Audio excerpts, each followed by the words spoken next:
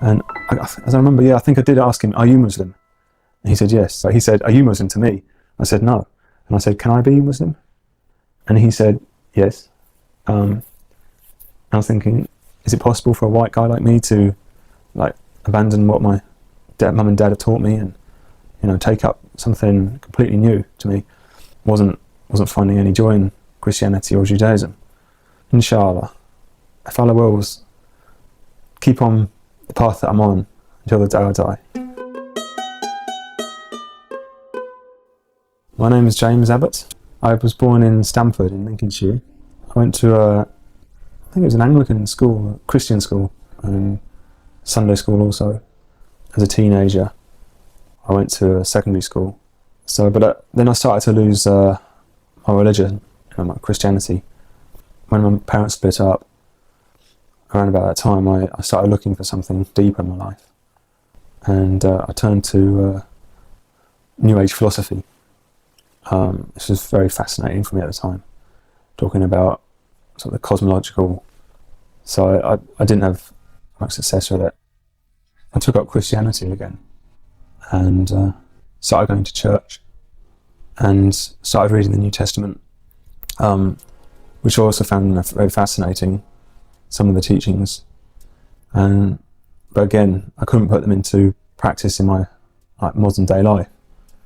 So what happened was I started giving all my money and spending all my money as much as I could, buying everything, just to get my financial situation down to zero, and being a spendthrift, I suppose.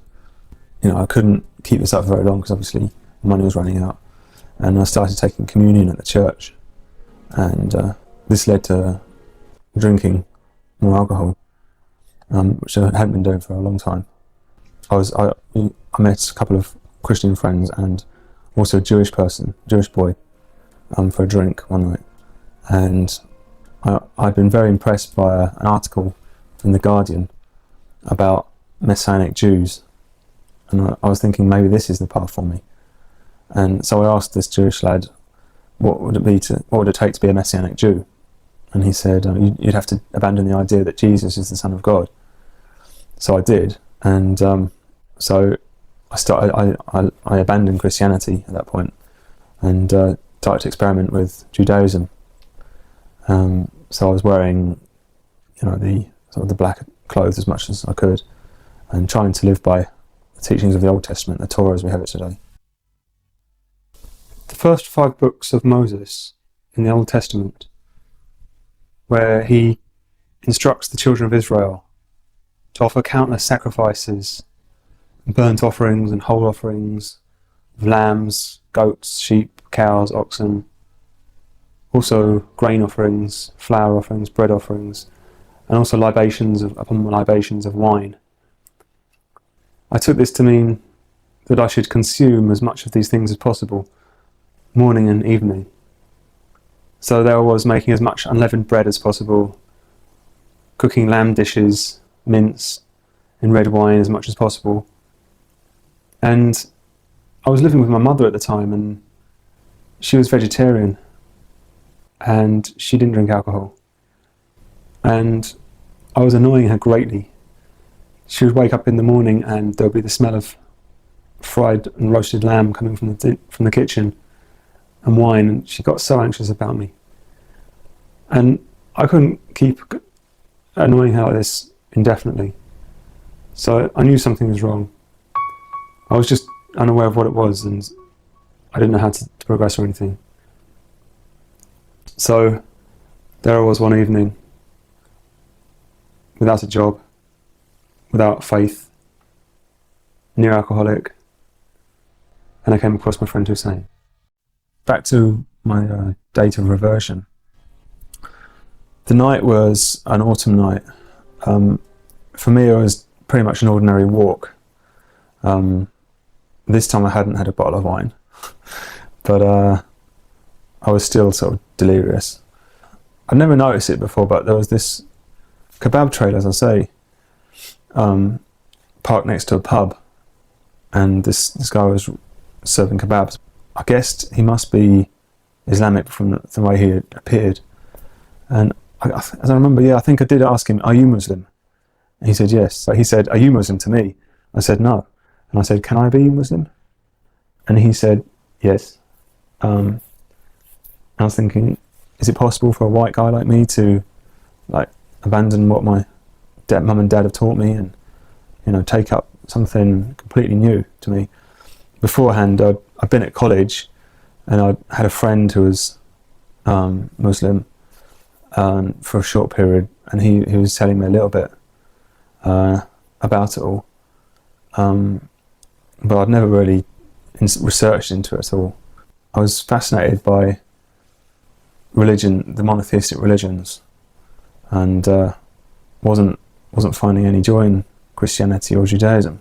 There I was asking if I could become Muslim, and he said, yeah, okay, that's good. And he said, there's a guy in London who I'd like to meet. He's very clever and capable of Islamic teachings more than he was himself. And he said, come back tomorrow, we'll go down and see this guy. And I thought, no, hang on a minute, this guy's probably a terrorist. I thought, a very influential Muslim in London, he might be leading me astray or something. So I didn't go back the first night, but I went back the next night, and we did actually go down and see his friend a bit later. Turned out to be a very nice man, not a terrorist. So I took Shahada with him. I was introduced to the fundamentals of Islam by Hussein, stating the most important things you need to know when you start out as a convert Muslim. And one of these obviously was the prayer. He taught me how to bow and kneel and prostrate, and how to wash, do wudu beforehand. And I started learning this, something that I used to go back every night. He would be telling me hadiths, looking back on it, on those years since my reversion until today, which has been the most difficult part of my life. I just feel that being a Muslim has helped me through a lot of changes. Most of the Quran has captivated me and interested me.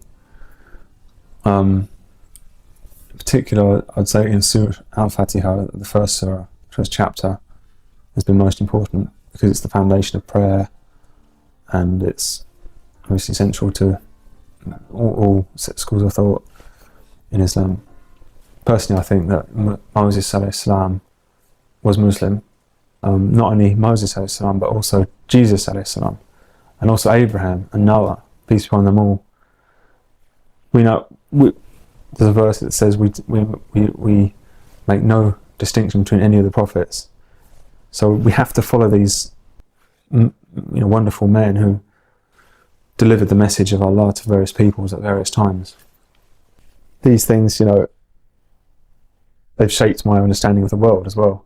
And my social life now is basically pretty much either at college or at the Islamic Centre. That's what I need at the moment. I want to finish my course successfully, start proper work, professional work. I want to get married, inshallah, have kids. Inshallah, if Allah wills, keep on the path that I'm on until the day I die. And for that reason, go to paradise.